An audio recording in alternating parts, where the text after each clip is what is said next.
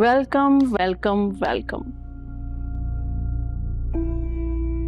वो क्या कहते हैं, हाँ, लौट कर बुद्धू घर को आए, ये कहावत ना तुम पे इस वक्त बहुत फिट बैठ रही है। इसी दिन के लिए तुम्हें मना किया था कि असफन से शादी मत करो, लेकिन नहीं, उस वक्त तो तुम्हें अपने प्यार पर बहुत भरोसा था। तुम्हें लगता था कि तुम असफन की मोहब्बत को जीत जाओगी, उसके दिल पर कब्जा कर लोगी। तो फिर क्या हुआ? तुम्हारा बच्चा भी उसके पैरों की जंजीर नहीं बन सका।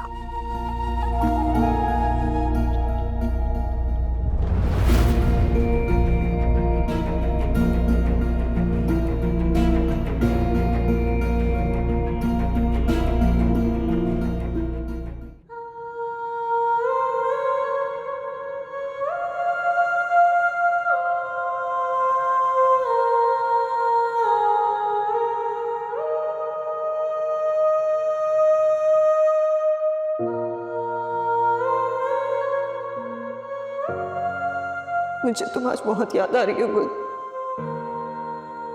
तुम होती तो तुम्हारे कंधे से लगकर सारे आंसू बहा देती।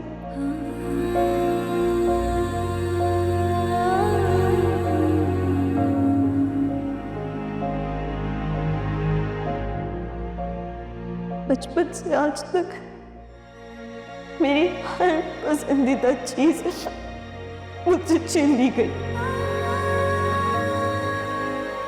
मेरे बाप का प्यार,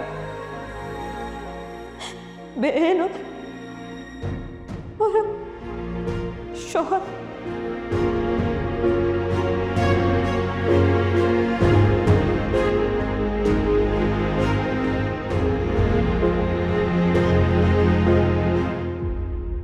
नहीं, अब नहीं, अब मैं किसी को कुछ नहीं छीनने दूंगी। मैं अपना शौहर खुद अनाइसा को दे। अस्सलाम वालेकुम भाभी। वालेकुम सलाम। क्या बात है, घर में बड़ी खामोशी है। आप कुछ परेशान लग रही हैं, खैरियत है? तुम जाओ यहाँ से। जी।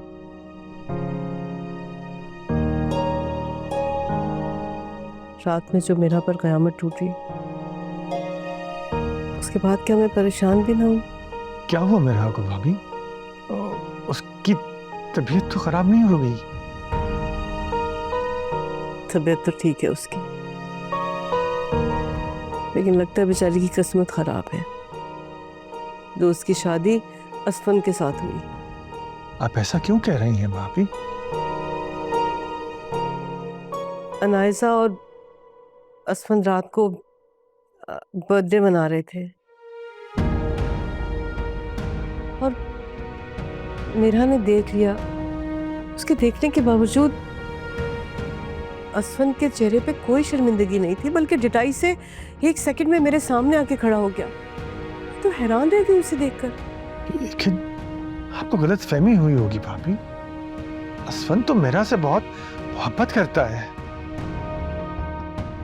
मुझे भी ऐसे लगता था कि प्यार और औलाद असफन को इन्हा के साथ जोड़ के रखेगी, मगर ऐसा कुछ नहीं हुआ। अगर ऐसा होता तो मेरा बेचारी को रात को इस तरह से घर छोड़ के नहीं जाना पड़ता। घर छोड़कर चली गई? आपने उसे जाने क्यों दिया भाभी?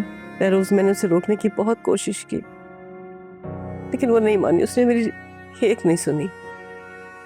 आपने मुझे रात में ही क्यों नहीं बता दिया? मैं आई थी तुम्हें बताने के लिए। शायद मेडिसिन की वजह से तुम बहुत गहरी नींद सो रहे थे, इसलिए उठे नहीं। गुड मॉर्निंग बाबा। मत कहो मुझे बाबा। मैंने क्या किया बाबा? हनाइजा, ज्यादा बनने की कोशिश मत करो तुम। तुम्हारे बाबा को तुम्हारी सब हकीकत मालूम हो गई है और तुम्हारी सारी हरकतें भी। बाबा मैंने सच में कुछ भी नहीं किया।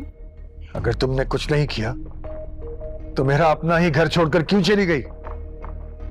अगर तुम बेकसूर हो तो क्यों तुमने रात को एंगेज किया खुद को असफन के साथ? क्यों उसके साथ बर्थडे मनाई तुमने? क्या तुम्हें नहीं पता कि तुम दोनों के दरमियान में क्या रिश्ता है? पापा मैं जानती हूँ, मुझे सब पता है, पर मैं क्या करती? असफन ने मुझे फोर्स किया, मैं उन्हें इनकार नहीं कर सकी। झूठ बोलती हो तुम। मैं तुम्हारी फितरत को अच्छी तरह समझता हूं। तुम इन्हें असफन को उकसाया होगा। नहीं पापा, मैं सच कह रही हूँ, आप मेरी बात का यकीन करें। तुम्हारा यकीन करो? तुम्हारा?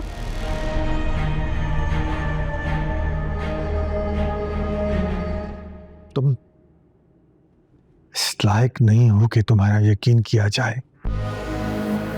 मेरी बेटी का दिल दुखाया है तुमने। मैं तुम्हें कभी माफ नहीं करूंगा। भाभी, मैं अभी घर जा रहा हूं। आप असवन को समझाइएगा, और कुछ नहीं तो उसे उसकी औलाद का वास्ता देकर कहिएगा कि इस तरह से अपना घर बर्बाद ना करे। महरोज, जब इंसान के सर पर इश्क का भूत सवार हो ना, फिर कोई वास्ता काम नहीं आता है। अच्छा प्लीज तुम जाकर मेरा को कहना कि वो बिल्कुल परेशान नहीं हो, हम सब उसके साथ हैं। उसे तसल्ली देना मेरी तरफ से कि वो बिल्कुल भी परेशान ना हो। शौकत,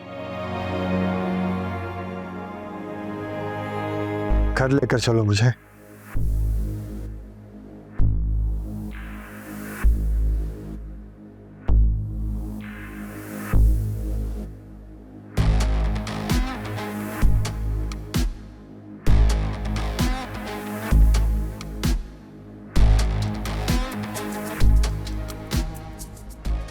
तुम्हारा बाप भी जिंदा है तुम्हारे हक में बात करने के लिए। मैं तुम्हारे साथ नाइंसाफी नहीं होने दूंगा। मैं तुम्हारा हक दिलवा के रहूंगा।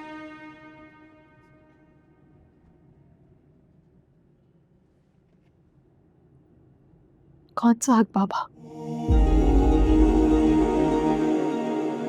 वो हक जो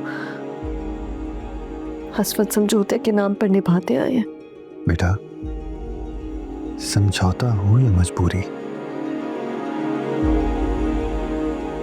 रिश्ता निभाने का तो वो बहरहाल पाबंद था और है। मैं हस्बैंड को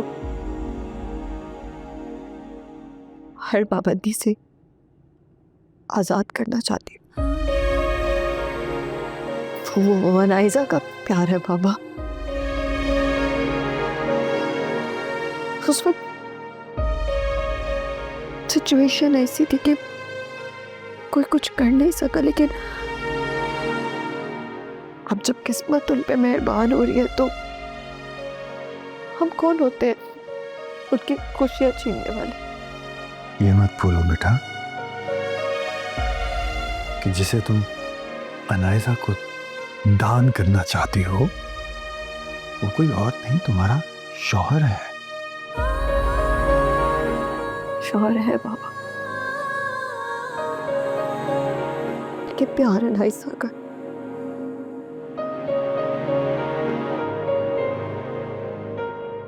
और मैं तो प्यार करने वालों के दरमियान दीवार नहीं बनना चाहती। मुस्कुराती राहों में, दिल की सब सदाओं में, सजदों में